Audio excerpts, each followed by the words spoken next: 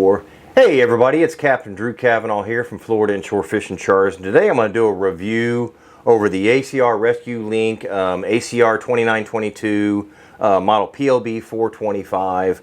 So anybody that boats or anything, or I guess you could be out in the woods or out in the desert somewhere, anywhere where you don't have cell service and lack of communication, say a catastrophic event happens and you have an emergency. Like myself, I'm a charter boat captain. There's times I go out in the Atlantic Ocean where it's further than my cell phone. You can't see land, so people say, well, how do you get a hold of somebody? Well, the first thing that you do is you break out your personal locating beacon and you deploy it.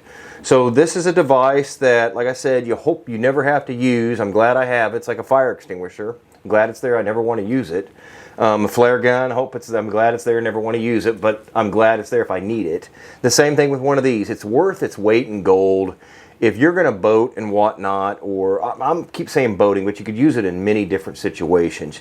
You got to get one of these. You have to. It's the ACR ResQLink ACR 2922 PLB 425. Highly suggest you get one. Thank you for watching. Have a great day. Thank you.